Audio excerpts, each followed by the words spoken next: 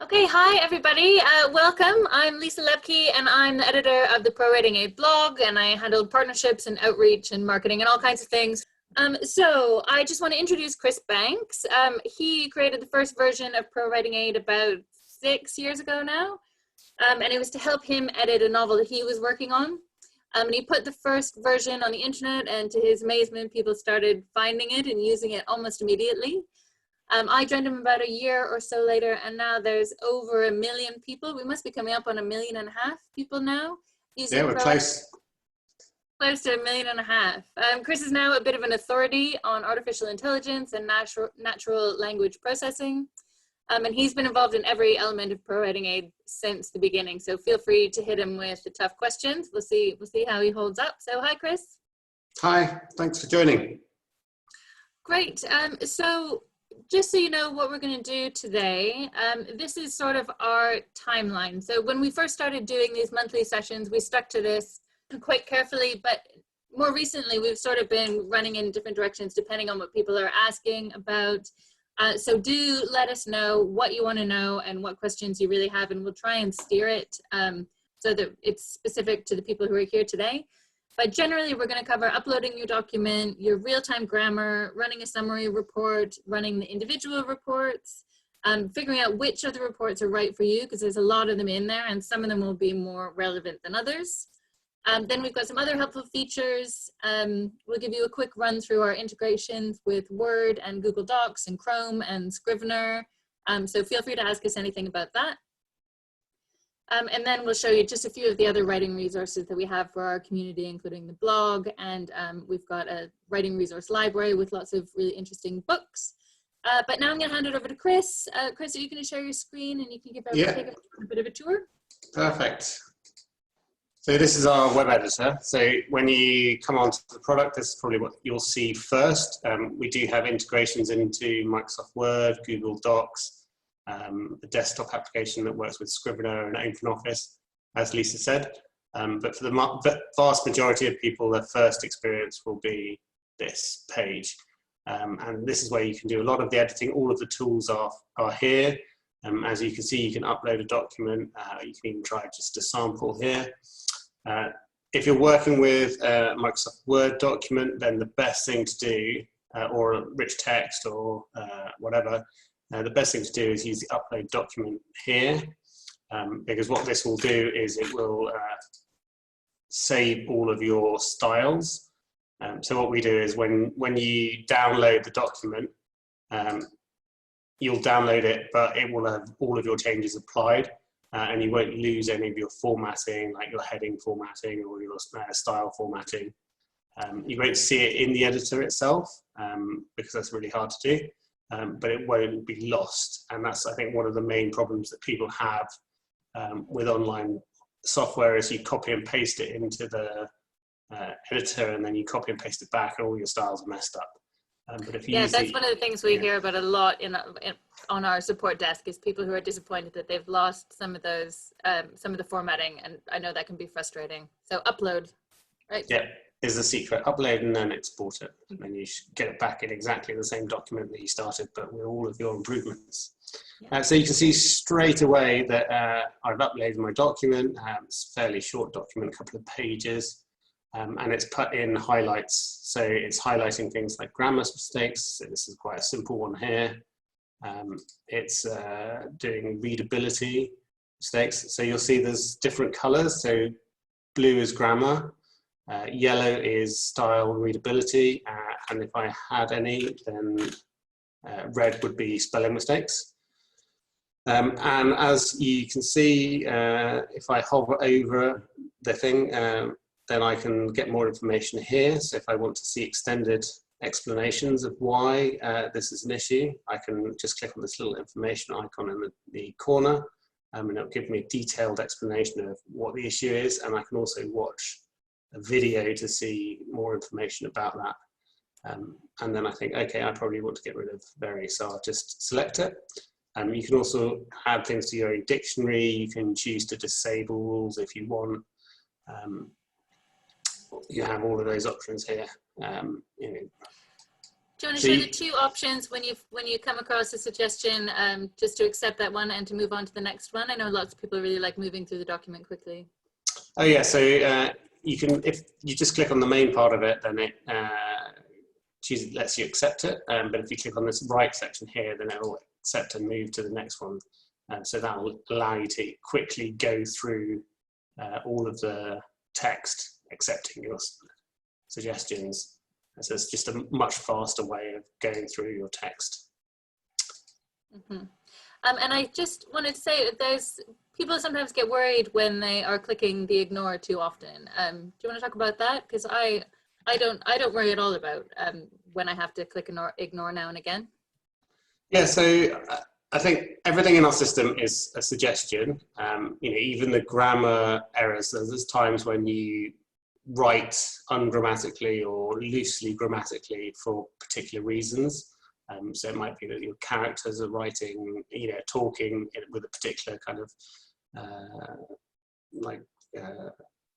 way of talking that's ungrammatical. It might be that you're using it for kind of artistic device. So everything in here is a suggestion. All of the style suggestions are the typical suggestions that a copy editor might make. So for instance, things like people often write starts to and then a verb when they could just write the verb itself. Same with begins. So these are the edits that a copy editor would tend to just make to tighten up your writing. So again, it's up to you. It might not work. You don't have to accept it. The choice is yours. And I think, just as Lisa said, you can choose to ignore something and it'll be removed. And then you don't have to worry about it. So everything in the system is a suggestion and is designed to make you think about it, but feel free to ignore everything. Yeah, you're the author. It all comes down to you and what you're trying to say. But that one there, the begins to repeat, that's a real bugbear of mine. What does the sentence say? It says, started a new fire and the daily cycle begins to repeat itself once again. I mean, just say that it's the daily cycle repeats itself once again. When something begins to do something, it's doing it. It's one of those unnecessary words that just takes up space and takes away from the clarity of what you're trying to get across. Same with starts to boil water. She boils the water. Yeah, I do that one all the time. I think it's a little personal problem that I have. But that's the thing. Everybody has their personal problems and their own crutches that they use. And, even though I write for a living and you write for a living, and there's still things that we all do subconsciously. Yeah, I mean, everyone makes mistakes, right? Mm-hmm. Yeah, especially in your first draft. That's why editing is so important.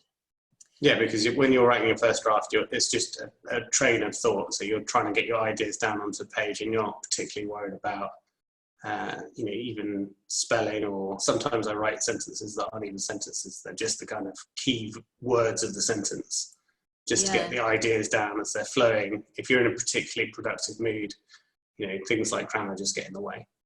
Yeah, I think so too. I think it's Neil Gaiman who says, your first draft is just telling yourself the story, and then then from there you build it out for everybody else and figure out how to get those ideas across. Yeah. Good. So do you want to run a summary report? That's probably that's what we normally recommend people do. Yeah, so the summary report is a great place to start because it gives you an overview of everything. So what it does is it runs a selection of all of the reports, and then it gives you the highlights, and it gives you some key actions. So I run it on my text. You can see it gives me an overall score and individual scores for grammar, spelling, and style. Then it gives me key actions. So what we're trying to do here, and what we try and do throughout the software, is give you the things that will, with the least effort, make the biggest difference to your writing. So I think everybody has a limited amount of time to improve whatever they're writing. If it's an email, it might be a few seconds. If it's a piece of creative writing, it might be hours or even days. So we want to help you make the most of the time that you have available by pointing you to the parts of your writing where you can get the biggest improvements in the shortest amount of time. So one of the key actions that it's saying here is that I've got a high glue index, suggesting that I'm using lots of filler words. So it says try to reduce these, look at the sticky sentences section for more specific guidance. So I'll keep that in mind. Can I ask you one thing? I just saw a question from Liz who says that if you ignore a suggestion in the summary, sometimes it reduces your percentage score. Oh yes, it potentially could. That's something that we are going to be working on in the near future, hopefully. Yeah, that's something we've been talking about. Again, I think the percentages are something that you as a writer, you know, if you're writing something with a lot of slang and people not speaking in grammatically correct sentences, then recognize that you won't get 100% scores, and that's fine. Like the rest of it, these are flags and highlights to try and help guide you and help you understand things. But you know what you're trying to get across, and if it makes sense that you will only have a 60% grammar score because you have a lot of dialogue between certain people, then that's fine. Yeah, and I think we're also going to try and incorporate these scores so that you don't have to run the summary report to see them, that you'll actually see them as you're editing. Because I think a lot of people really like the concept of the scores. Yeah. Does the new word add-in do that? Yes, it does, and we'll see that in a little bit. Yeah. So you can see here as well that you've got statistics for your document, like the use of vocabulary. Then we have readability measures, and this is one of the key things for me is the readability by paragraph. So again, what we're trying to do here is point you at the paragraphs in your piece of writing that have got the hardest readability. So again, it's focusing you on the areas where you can really get the most for your time. And so you can see here, I've got 5 easy to read, 1 slightly difficult, and 0 very difficult. But if I had several very difficult, then that would be where I would want to probably start from a readability point of view. I've got overused words, so I can see that I haven't really got any major issues here. But what this does is it compares your writing to published writing and looks at your overuse of certain constructs. So that's things like adverbs, starting sentences with gerunds, which are ing words, like running, walking. People love to say, like, running down the street, he saw throwing his hat into the ring. But these things are the things that you can use and you should use, but if you use them a lot, then they start to detract from your writing. So we'll see those. We only flag them in the overused report if you have overused them. So there's lots of things in there that are fine to use.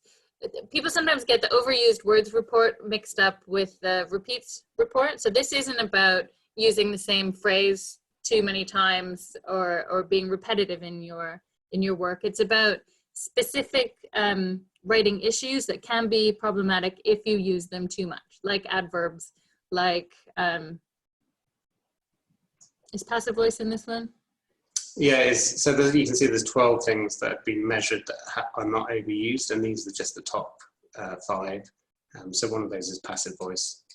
Yeah, so once you get your head around overused words, it's a really good one to run just as a quick fix to check for any of those potential issues. Yeah, and here's another interesting thing, which is the sentence structure. So what a lot of people don't realize when they're looking at a piece and they think, oh, it just doesn't sound right, is that sentence variety, or the length of your sentences, is really important.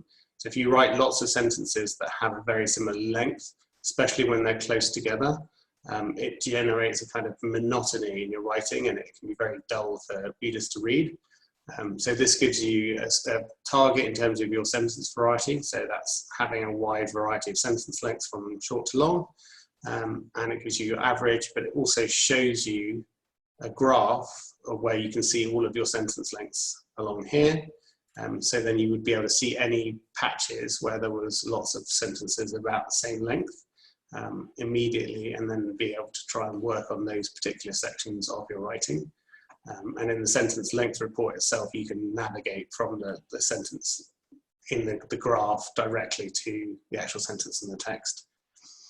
There's something really satisfying about running a whole chapter through and visualizing it. I love it. And it's like, there's often areas that when I read them back, I realize are really monotonous, but I just haven't clocked it because I'm reading them a sentence at a time. Yeah, I mean, it's very insightful sometimes when you just aren't quite sure what's wrong with the piece of writing that you're working on to run this, and then you suddenly realize, that was it. So this writing style is mostly the readability things, and you've got grammar and spelling. You can see there's just summaries of all of the different reports here that we can go through individually. So one of my favorites is the repeated phrases, because it's really easy to, I often do it with copy and paste. You know, I move a sentence or a paragraph around and I accidentally leave it in there twice. And then you end up having like a 16-word phrase that's the same.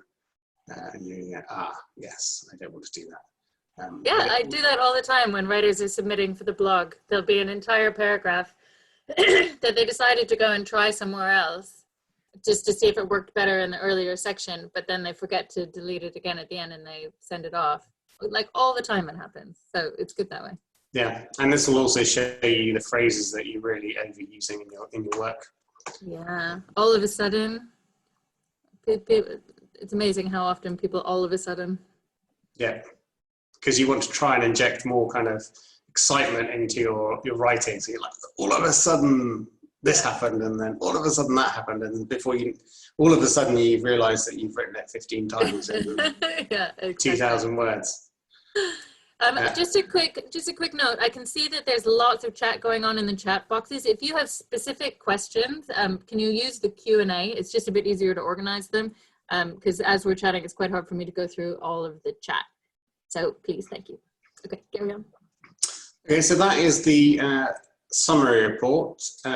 So then you can see all of the reports are here themselves.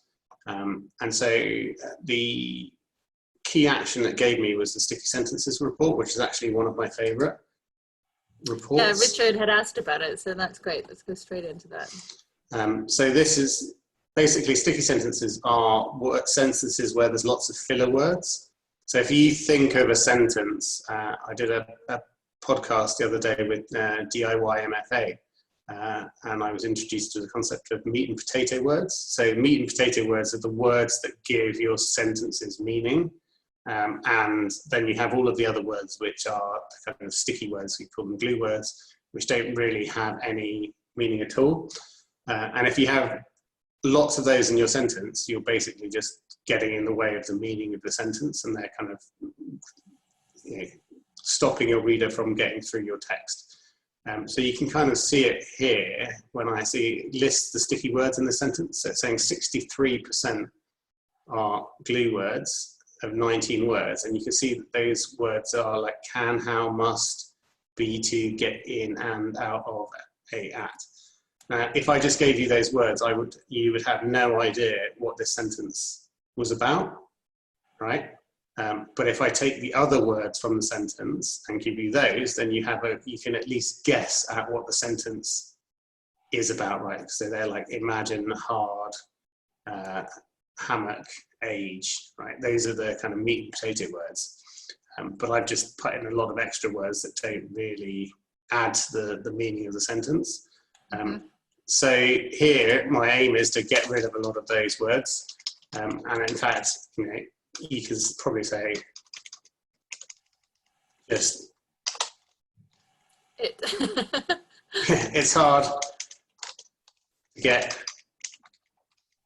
out of a hammock at my age, right? It's exactly the same meaning, but I've cut out half the words, and it just makes it a lot easier for the reader to do. Yeah, and it's not about getting rid of all the glue words. Like every sentence has glue words, it's the structure, but I always think of them as being a sign that your sentence is getting tangled up on itself a bit. It's if you imagine a spider's web and there's like the key elements in it, and then everything is sort of wrapped around it, and it's hard to get at the actual meaning. So it's just, and this is one of those reports that doesn't rewrite it for you. We don't give you a suggested rewrite. It's more a flag that you as the writer, need to have a look at this sentence and see if there's a way that you can say the same thing in a way that's more clear, that's easier to understand, where your point doesn't get tangled up in all these structural words. Yeah, you've put too much gravy on your meat and potatoes. Yeah. Oh, but I love gravy. Oh, yes. Bony moderation. You can't have it drowning in gravy. So again, the aim of this report is to point you at the sentences where you'll get the most reward by doing the least amount of work. So again, you can see these specific sentences editing those will improve my text the most. So again, it's pointing you at the specific things that will give you the most reward in your document. And generally, actually, most sentences can be improved by reducing some of the glue words within them.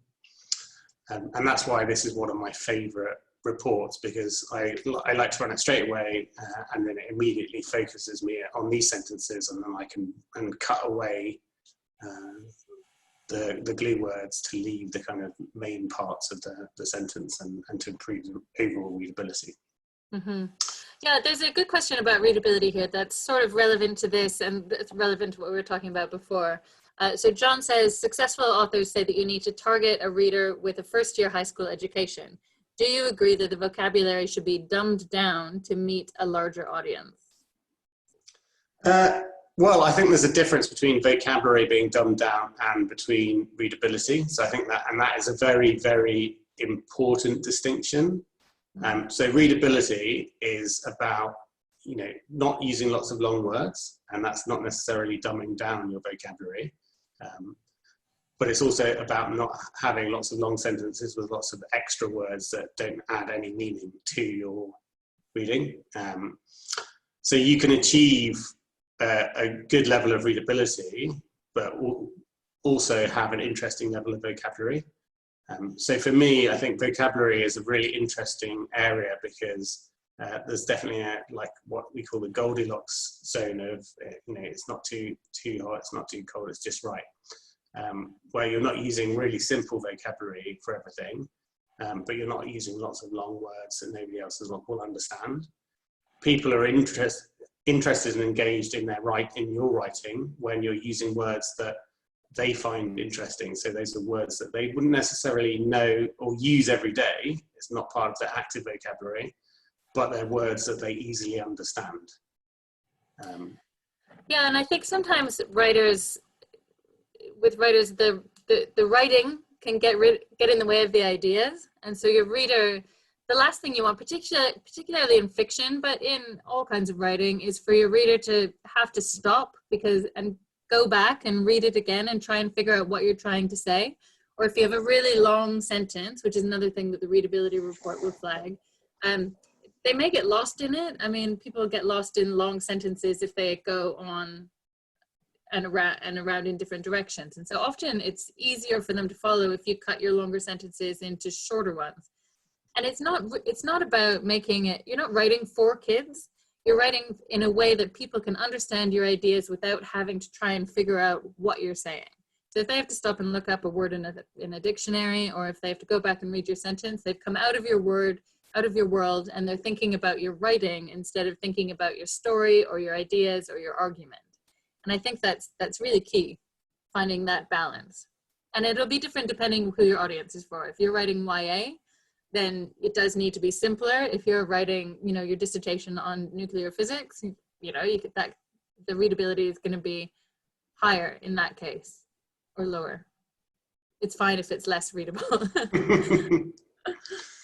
Yeah, I mean, actually, we've been doing some analysis recently of YA against normal literature, and there's actually not that much difference in terms of the actual vocabulary and difficulty of the vocabulary that is used between a young adult novel and an actual adult novel.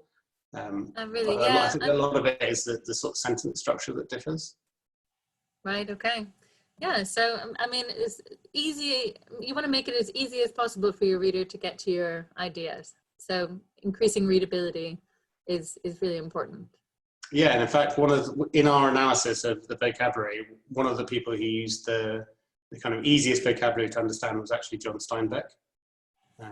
I think nobody would consider him to be well, I mean, for me, his writing is just beautiful. But it's interesting to see that he uses, one of the simplest sets of vocabulary within it. Yeah.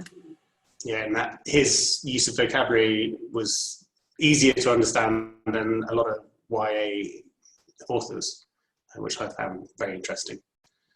Yeah, Marcia says, where's the line drawn between descriptive, like lots of descriptive language, and using flowery and glue words? And that's sort of what you're saying with the Goldilocks, that you as the writer need to figure out what the right level is to get your story across to the audience that's in your mind, right? Yeah, exactly. And I think, this almost goes to and leads us interestingly into one of my favorite other reports, which is the Thesaurus report. The reason I like this one is because it allows you to play with vocabulary very easily, and to go from maybe, the word that just popped into your head as you were writing to a potentially better word. So the idea here is that it takes your text, and for every verb, noun, adverb, adjective, which are the kind of main meaning words within your sentences, it looks at all of the synonyms that it can find, and then it looks at the context surrounding it and tries to fit those synonyms into the context, to then give you words that will fit better within that context. And so the idea is that you then can go from something like a beautiful to maybe a splendid, which is a nicer word, and not as common as beautiful, but everyone is still going to understand splendid. So you've gone from a simple word, which is beautiful, which is used every day, probably overused, to a more specific adjective, but that's still understood by everybody, but it's a bit more kind of unique and interesting. Will add a little bit more interest to your writing. Yeah, it's all about nuance, isn't it? Like, what is if you think about writing as painting a picture for your reader, what is the most specific, nuanced way that you can paint that so that your reader is getting the right picture in their mind? They're understanding what you're trying to tell them and how to experience each scene. Yeah, exactly. And I like this because it allows me, I think every writer works with a thesaurus. And you find the words, you go through the thesaurus, you try and look at different words that might convey the same meaning, but in a kind of more precise way. And this is just allowing you to do that a lot quicker, because you can go through all of the words in your piece of writing and immediately see potential replacements, without having to look every word up in a thesaurus, which could obviously take quite a long time. So I like to use this to just, once I've written the first draft, I often go through and just play with the language, just to sort of get a feel for my writing, and to make some improvements. Great. Oh, Bob says he thinks the Thesaurus check is amazing, fantastic, impressive. Excellent. The Thesaurus to find his words. Thanks, Bob. Yeah, well, it's one of my favorite reports. It's just saves you so much time.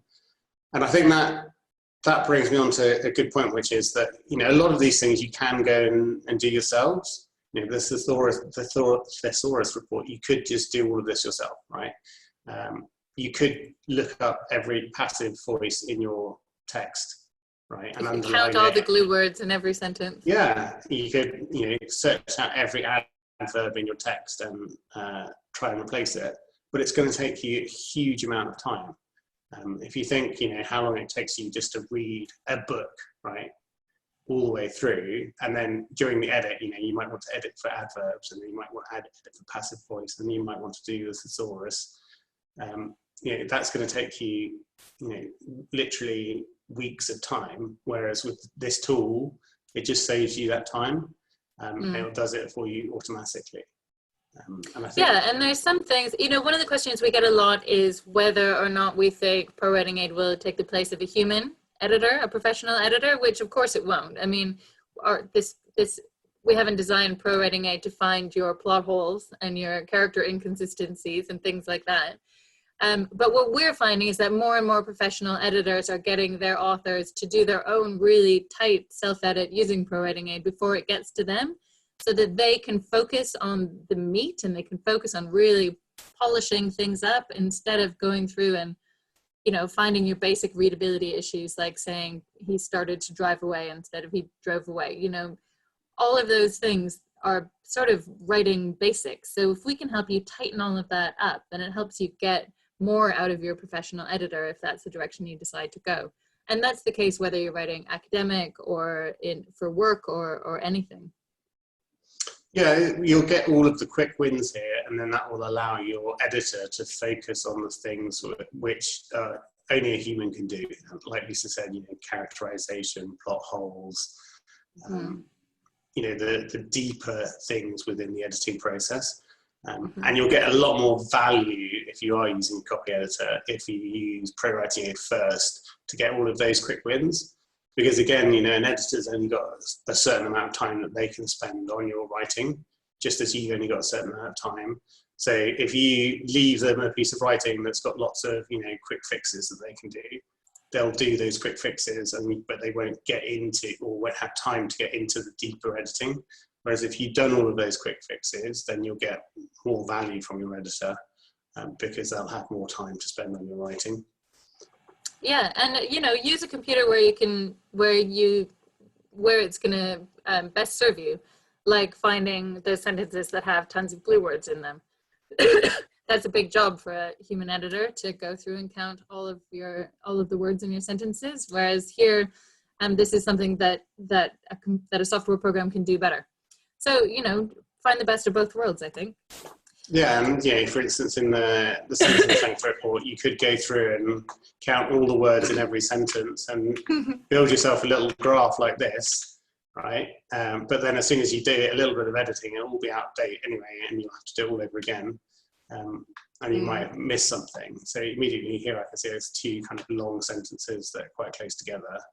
I might want to look at editing those down, because this will give me, my reader, two long sentences to go through, and then that might give them a bit of a struggle.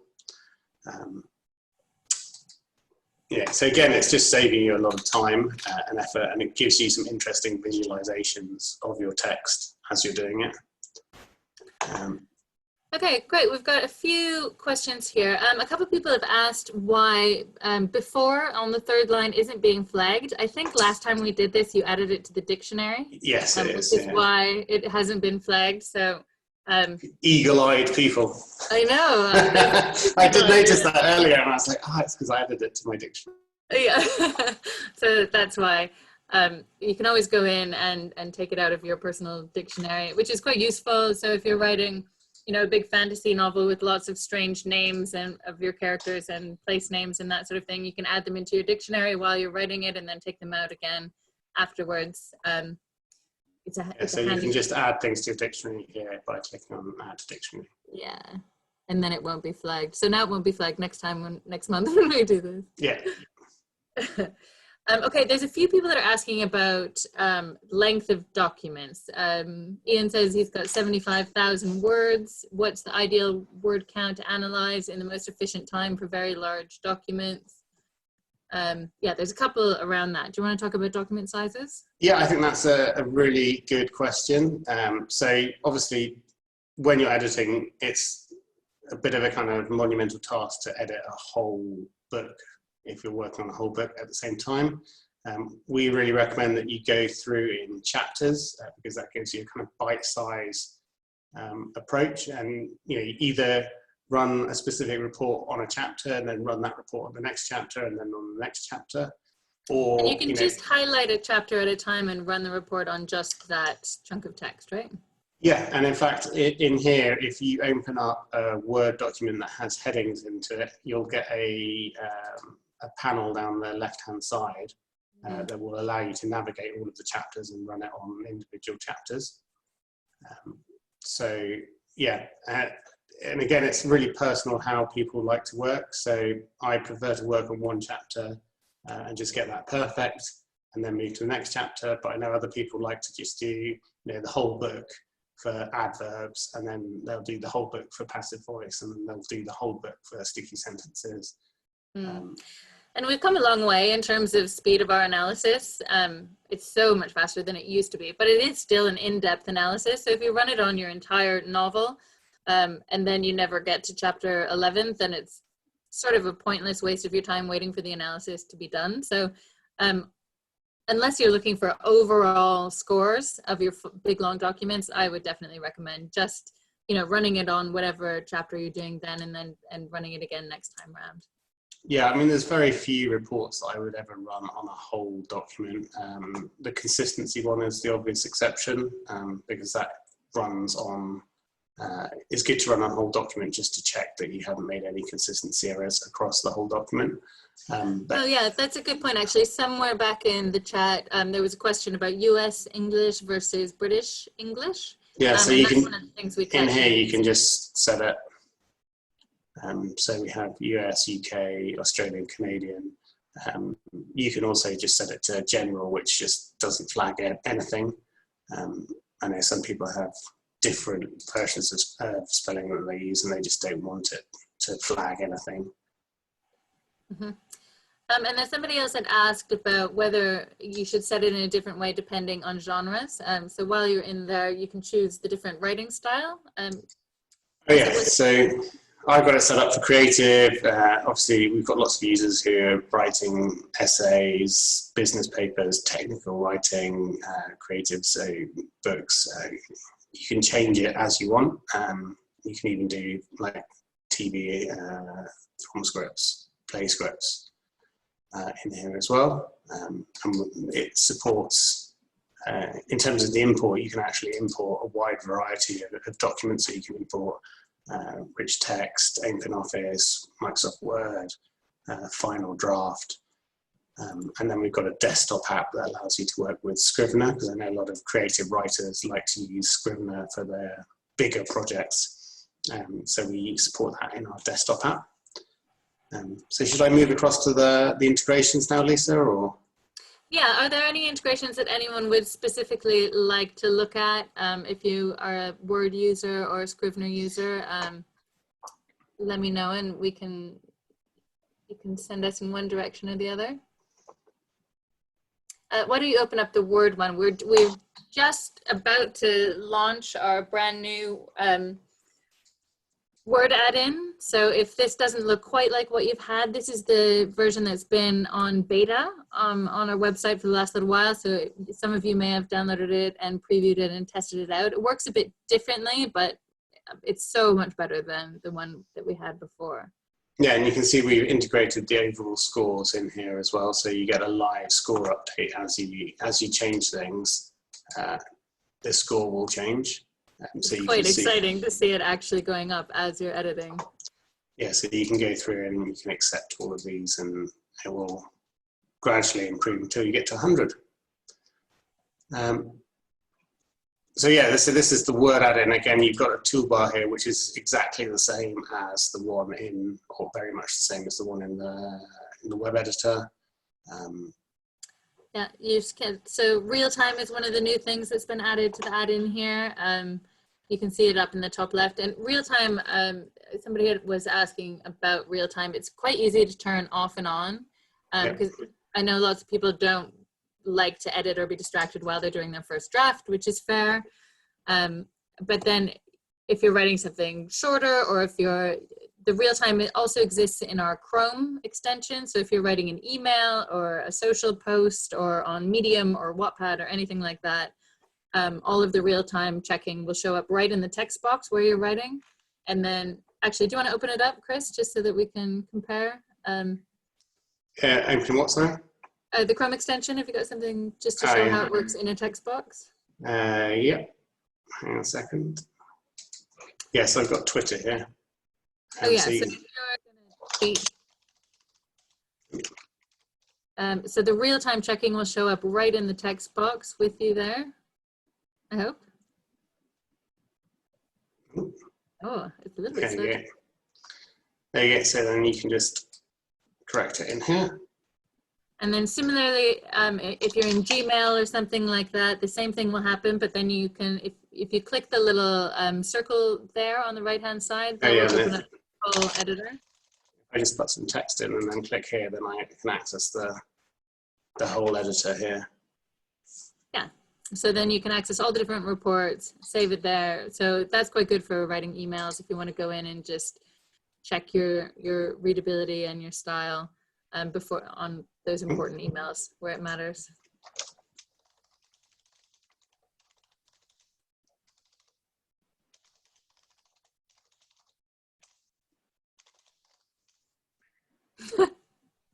Oh, you've got your real time off. Okay. Yeah. Nope. Yeah, so that's quite handy. It'll follow you all around the internet and let you check things sort of wherever you happen to be. Yeah, so then you either get, quick fixes, or you get access to the whole editor. So if you, as Lisa said, if you're writing your medium, you're writing a longer piece, you might want to access the full editor, but if you're just writing a tweet, you might just want to make sure you're not being, making any grammar mistakes that can embarrass you. Yeah. I've got quite a few people asking about Scrivener. Can you open up a Scrivener document in the desktop app? I can, yeah. So let me just bring the desktop app here. So I've opened up one already. Let me just close it and re-open it. So file, open. So you can just, I can just click on it. Yeah. So you open your full Scrivener project. Yeah, so then it opens the full Scrivener project just as it does in Scrivener. You get it over here. And you can go through all of your different sections, and you can see that you get the kind of real-time suggestions in each section. You can run all of these reports as well within there. And like we said before, if you get in here and your formatting looks different, don't panic. It's all still there. It's just showing it in our editor that is slightly technically tricky. But do your editing, close it all up, open it again in Scrivener, and all of your changes will be there and your formatting will still be in place. Yeah, so you can easily, it saves everything back to your Scrivener project. So although you don't have it open in Scrivener, you can, as soon as you open it back up in Scrivener, you'll see it all applied. So this just really quickly allows you to use the product with a Scrivener project without having to copy and paste to the web editor, which is going to, again, lose all of your formatting and cause you a massive pain.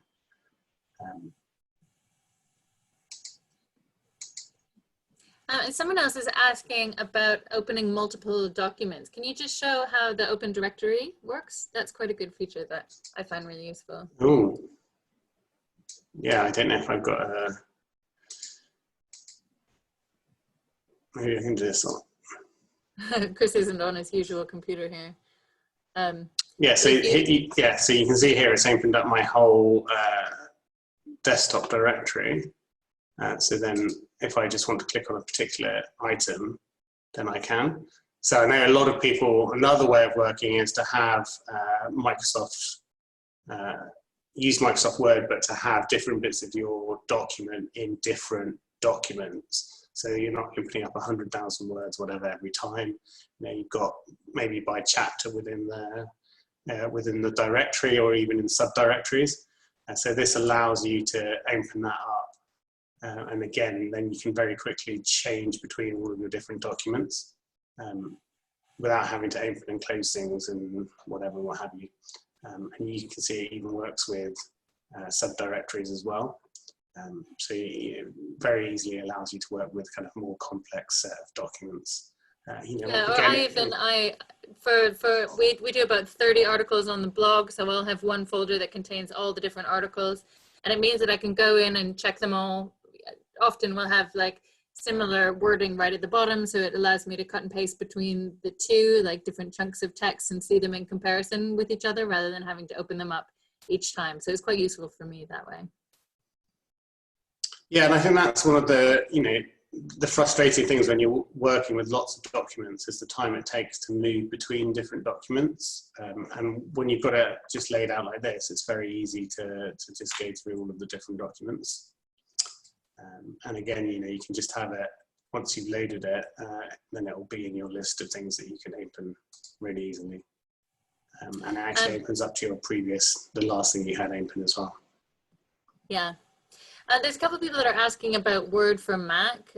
We don't actually, Apple doesn't really like having complicated add-ins like ours, so we don't have, we're not able to make a add-in for Word for Mac.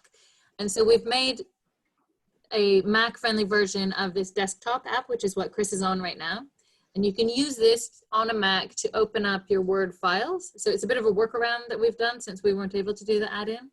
So if you open up your Word file in there, edit, save it and close it, and then open it up again in your Mac version of Word, then similarly, all the changes will still be there. Yeah, so this is just my Word document I've opened up in the editor. Again, if I save it, then all of the changes are applied to the original Word document, and then I can open it up in Microsoft Word. So it's not integrated exactly into Microsoft Word because it doesn't allow us to integrate all of these reports and everything. It just gives you a better experience to be able to use it through our desktop app. Yeah, okay, so Pamela says, how do you save what you've done and where are they stored when you're done? And that varies a little bit depending on what version you're on, but do you want to talk about on the desktop? Yeah, so the desktop is literally the files that you created. So if I open this, it's my docx file, so I save it back and it saves that docx file back. And also it'll create a backup for me as well, which I can check. So you can say take backups and you can even name them as well.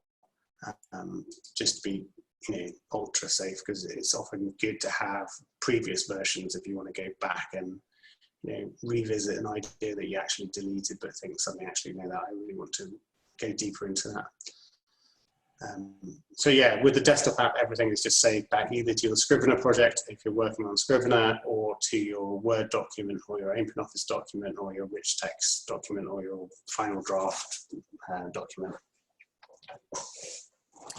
What about it when you're opening it up in the web editor? So you upload it to our system, and then once you save it, we do an autosave there. Can you talk about security there for just a moment? Yeah, so within the web editor, it's saved to our servers, but obviously it's encrypted so that it's impossible for anybody else to read.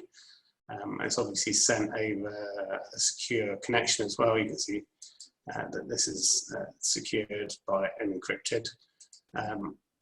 If you don't save it, then you can just paste text in here and it will never be saved anywhere. It'll just be analysed on our servers and results sent back to you and then deleted. We obviously take, I think, privacy very seriously, because at the end of the day, it's your writing, and I think there's a lot of other companies out there that don't do that, and they think because you give them your data, then they can use it in whatever way they want. We don't take that approach because we're writers. And we realise how important your writing is to you and how personal it can be. So you can rest assured that nobody will ever see your writing unless you specifically ask us to investigate. So write whatever you want. Yep. Do you want to just click through to the documents there? So if you come in and you've saved documents on our server, if you go to the menu. Okay.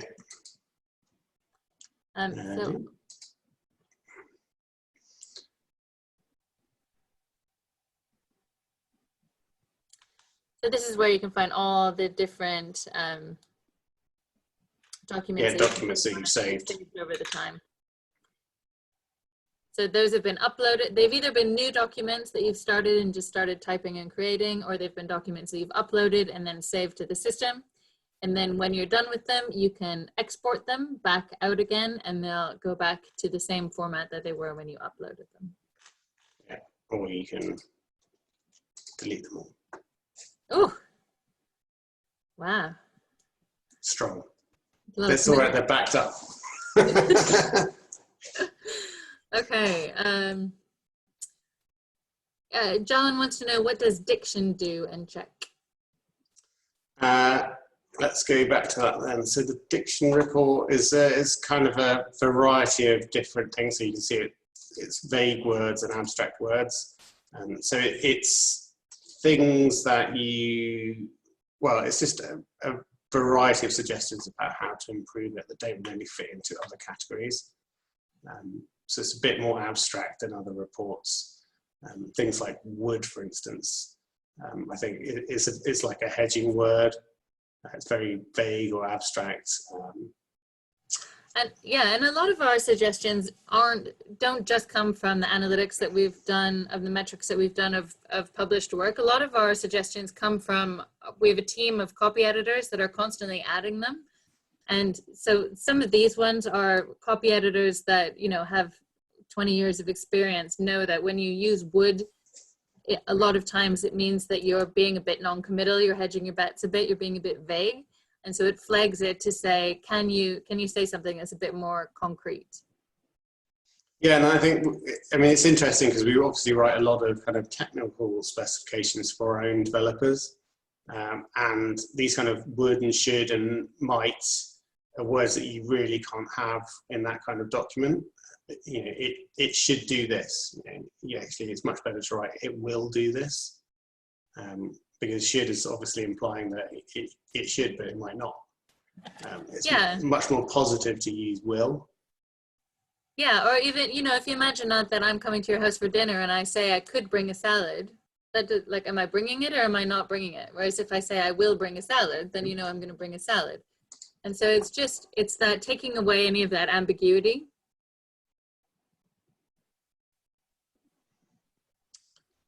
Great.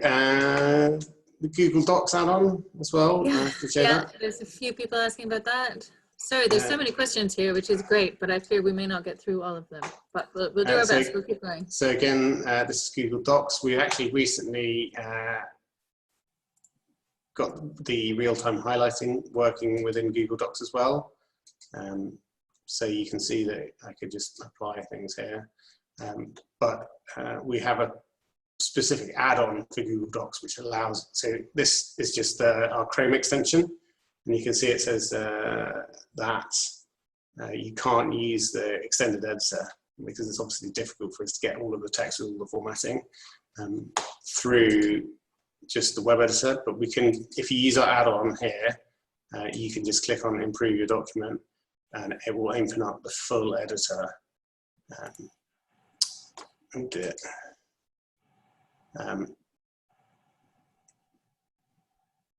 And then you can edit your text. I seem to think I'm a different user for some reason. I think I'm logged in as a different user to the Chrome extension. Yes, so then I can access all of the different reports here. And once I save it, you know, I can make a change to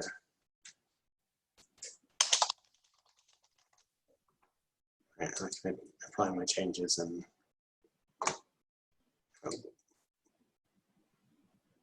made the change there. So yeah, that's quite simple. You can just get it by going get add-ons and searching for ProWritingAid. And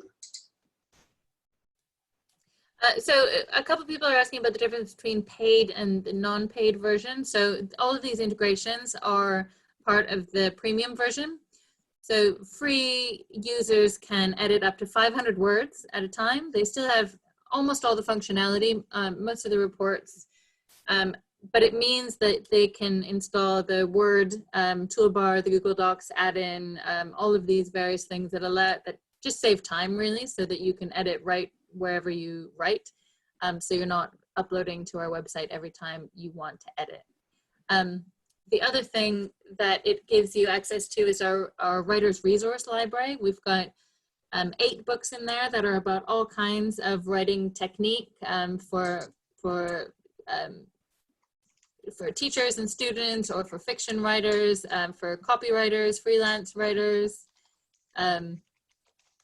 for doing good, clean writing with ProWritingAid at work. So and we've got a few more books coming down the pipeline as well. Oh yeah. I think you have to go through the bottom to go to the Writing Resource Library. So this is our blog. We're adding an article almost every day. about technique, because we realized that for our writing community, ProWritingAid really only adds to the copy editing portion of the writing process. And so we're adding all kinds of content to help you get from, you know, your idea to your published book, from your assignment to your published dissertation. You know, we want to try and help on all of the different points along the path. And yeah, so this is our library of resources for premium users, just to help people get where they need to go, build their platforms. This is great for writing at work. We're having more and more companies that are using us and creating a style guide using ProWritingAid across full teams, full companies, which is pretty exciting. And we have more and more teachers, especially right now while everyone's working from home, that are using our teacher's guide and giving feedback to their students from a distance, which is quite useful. Yeah, you can see also there's on here, there's a section of how to use ProWritingAid, and there's like hundreds of articles about how to use ProWritingAid, and there's also lots of articles. Lisa's in charge of the blog, and she does a wonderful job of creating articles that are really useful in terms of helping you become a better writer. We've also got another resource, which is our grammar guide here, which breaks down grammar into all the different categories.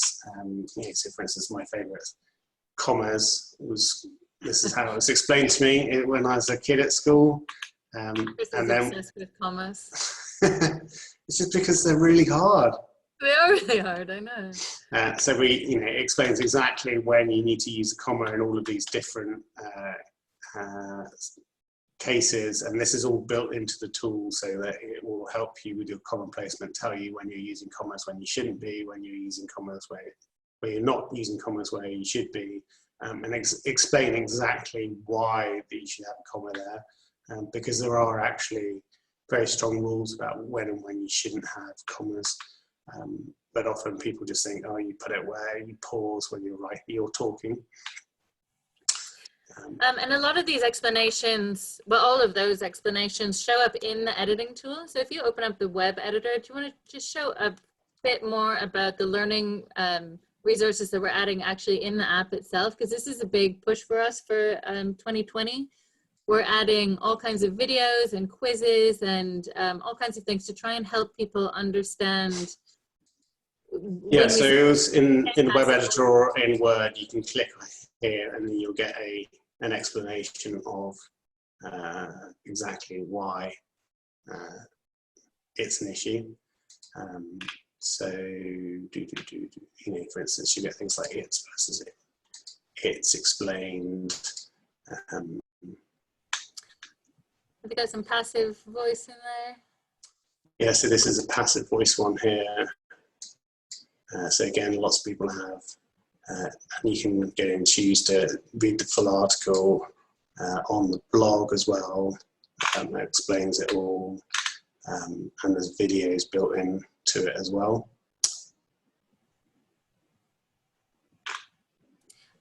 This all happened because a lot of people were telling us that they were getting flagged for passive voice, but they just didn't really understand why passive voice was problematic. And so we've tried to make easy to understand, funny whenever possible, which is tricky sometimes with grammar, but we do our best.